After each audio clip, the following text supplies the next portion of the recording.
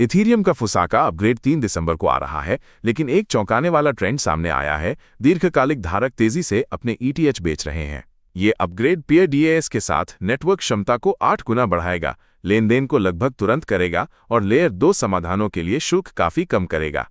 हालांकि इस बिक्री के दबाव के बावजूद नेटवर्क लेनदेन में मजबूत वृद्धि देखी जा रही है, जिससे बाजार में अनिश्चितता बनी हुई है कि क्या ये एक बड़ी सफलता होगी या गिरावट का संकेत। क्या आपने कभी सोचा है कि जब किसी चीज की कीमत गिर रही हो तब भी लोग उसे धड़ल्ले से क्यों खरीद रहे होते हैं? इथीरियम के साथ नवंबर में कुछ ऐसा ही हुआ है।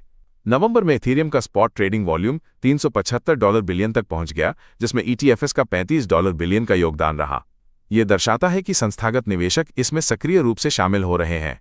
अभी इथीरियम एक न्यूट्रल जोन में ट्रेड कर रहा है। बाइनेंस पर इसका MVRV रेशियो 0.999 के करीब है, जो ऐतिहासिक रूप से शुरुआती मार्केट बॉटम का संकेत हो सकता है। अगर आप टोकनाइज्ड मार्केट में निवेश कर रहे हैं तो अंतर्राष्ट्रीय मुद्रा कोष की ये नई चेतावनी आपके लिए बेहद महत्वपूर्ण है। IMF ने कहा है कि टोकनाइजेशन जो लेनदेन को तेज और सस्ता बनाता है, वह अप्रत्याशित फ्लैश क्रैश और अत्यधिक अस्थिरता को बढ़ा सकता है। प्लेटफॉर्मों के बीच तालमेल की कमी, स्मार्ट कॉन्ट्रैक्ट की विफलताएं और स्वचालित बाजार की तेजी वित्तीय प्रणाली के लिए गंभीर प्रणालीगत जोखिम पैदा कर सकती है, जिसके चलते सरकारें भी सक्रिय भूमिका निभा सकती हैं। क्रिप्टो बाजार में एक बड़ी हलचल। क्या आप जानते हैं कि OKX पर $235 मिलियन USDT का रहस्यमय ट्रांसफर क्यों हुआ? वेल अलर्ट ने हाल ही में OKX पर $235 मिलियन USDT के बड़े ट्रांसफर की सूचना दी है, जो अज्ञात वॉलेट से आया या अज्ञात वॉलेट में गया। ये बड़ी चाल अक्सर संस्थागत खिलाड़ियों की संपत्ति पुनर्गठन या बाजार में संभावित बड़े बदलावों का संकेत देती है, जैसे ब्लॉकचेन पर एक बड़ा खाता बही जहां हर लेनदेन दर्ज होता है। क्या आप जानते हैं कि एथेरियम पर आपके ट्रांजैक्शन की लागत अगले साल 70% तक कम हो सकती है? हाल ही में एथेरियम ने अपनी ब्लॉक गैस लिमिट को 45 मिलियन से बढ़ाकर 60 मिलियन कर दिया है, जिससे नेटवर्क की क्षमता में उल्लेखनीय वृद्धि हुई है। ये EIP 7935 के माध्यम से हुआ है और अब डेवलपर्स इसे 180 मिलियन तक 3 गुना करने पर विचार कर रहे हैं। इस बड़े बदलाव का उद्देश्य ट्रांजैक्शन फीस को कम करना और नेटवर्क की स्केलेबिलिटी को बढ़ाना है, जिससे एथेरियम एक बड़े अधिक कुशल सार्वजनिक बही खाते की तरह काम कर पाएगा। ब्लैकरॉक का बिटकॉइन ETF अब उनकी सबसे लाभदायक उत्पाद लाइन बन गया है। ये एक ऐसा विकास जो कई लोगों को हैरान कर रहा है। IBIT ने रिकॉर्ड 341 दिनों में $70 बिलियन की संपत्ति हासिल की है। फिर भी ब्लैकरॉक ने हाल ही में कॉइनबेस प्राइम के माध्यम से $589 मिलियन के बिटकॉइन और एथेरियम खरीदे हैं, जो बाजार में गिरावट के दौरान एक रणनीतिक कदम है।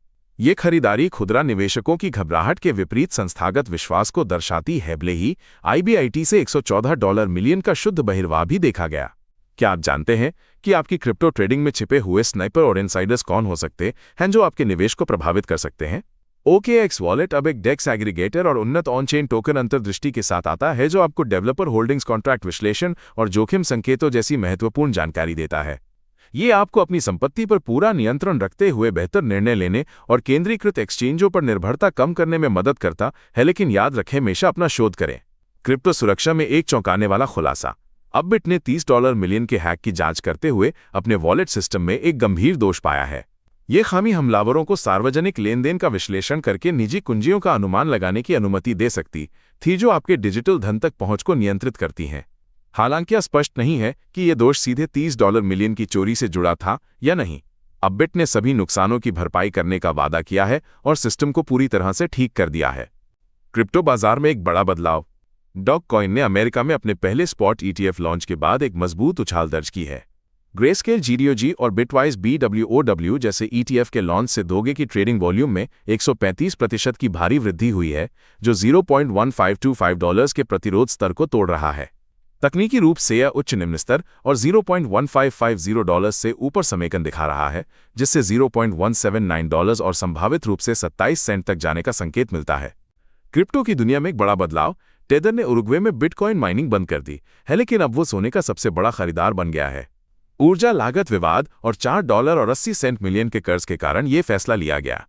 कंपनी ने 120 टन से अधिक सोने में निवेश किया है, इसे मुद्रास्फीति के खिलाफ बेहतर बचाव मानती है। हालांकि S&P ग्लोबल ने टेदर के USDT को कमजोर रेटिंग दी है, जिससे आरक्षित परिसंपत्तियों पर सवाल उठे पर CEO ने इसे पुराने सिस्टम की विफलता बताया। पेयोटेक ने मॉर्फो पर JPYC DeFi इकोसिस्टम लॉन्च किया है, जो जापानी येन को वैश्विक ब्लॉकचेन पर ला रहा है।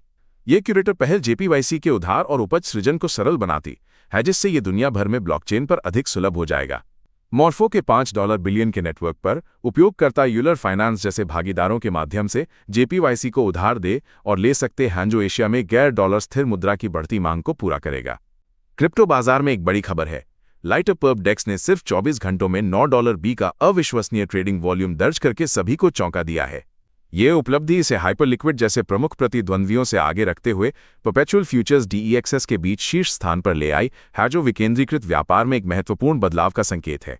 ये दर्शाता है कि कुशल बुनियादी ढांचा और उपयोगकर्ता अनुकूल सुविधाएं विकेंद्रीकृत वित्त क्षेत्र में निरंतर नेतृत्व बनाए रखने के लिए कितनी महत्वपूर्ण हैं।